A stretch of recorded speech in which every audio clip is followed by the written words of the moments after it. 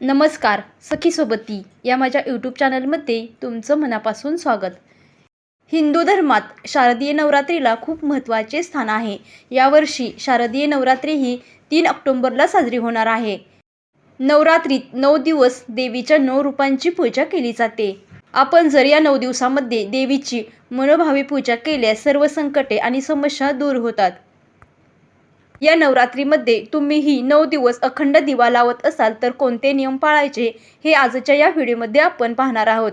तत्पूर्वी तुम्ही जर या चॅनलवरती नवीन असाल आणि स्वामी भक्त असाल तर चॅनलला सबस्क्राईब करा आणि कमेंटमध्ये श्री स्वामी समर्थ लिहायला विसरू नका. स्वामींच्या कृपेने तुमच्या सर्व इच्छा मनोकामना पूर्ण व्हाव्यात ही स्वामीचरणी प्रार्थना करते आणि आजच्या या व्हिडिओला सुरुवात करूया. नवरात्रीत 9 दिवस अखंड दिवा लावल्यास माता दुर्गा प्रसन्न होते.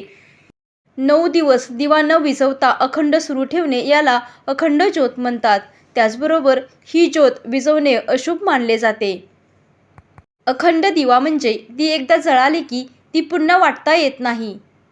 या नवरात्रीमध्ये अखंड ज्योती पेटवल्याने माता दुर्गा प्रसन्न होते. त्याचप्रमाणे माता देवीचा कुटुंबावर आशीर्वाद कायम राहतो. यामुळे कुटुंबात सुख समृद्धी टिकून राहते. त्याचप्रमाणे अखंड दिवा लावल्याने मनोकामना पूर्ण होतात. जर काही कारणाने तुमचा अखंड दिवा विझत असेल किंवा अखंड दिवा पुन्हा पुन्हा विझत असेल तर अशा स्थितीत अखंड दिवा लावणे शुभ मानले जात नाही. दिवा पुन्हा पुन्हा विझत असेल तर ते अशुभ मानले जाते. तर अशा वेळी तुम्ही माता देवीची क्षमा मागावी.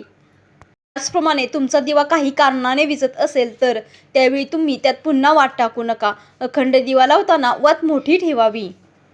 त्याचप्रमाणे तुम्ही 9 दिवस हा लावलेला अखंड दिवा नवरात्र संपल्यानंतरही दिवा सतत जळत असेल तर तो फुंकून किंवा इतर कोणत्याही प्रकारे विझवू नका.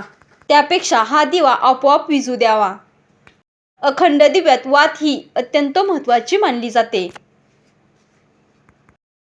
त्यामुळे हा दिवा लावताना आधीच लांब आणि मोठी वात बनवून ठेवावी.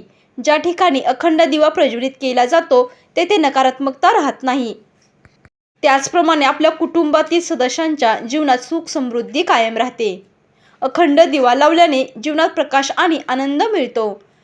गाईच्या तुपात अखंड दिवा लावल्याने घरातील वातावरण जंतुमुक्त होतात आणि घरामध्ये नकारात्मकता राहत नाही. त्याचप्रमाणे घरातील वातावरण हे शुद्ध राहते.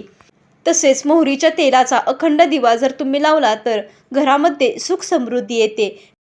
त्याचप्रमाणे आपले पितृ हे शांत राहतात. तर या नवरात्रीच्या 9 दिवसामध्ये अखंड दिवा कसा लावावा आणि कोणते नियम पाळावेत याविषयी संपूर्ण माहिती मी तुम्हाला सांगितलेली आहे. ही माहिती तुम्हाला आवडली असेल तर व्हिडिओला लाईक करा, शेअर करा आणि चॅनलला सबस्क्राईब करा. धन्यवाद.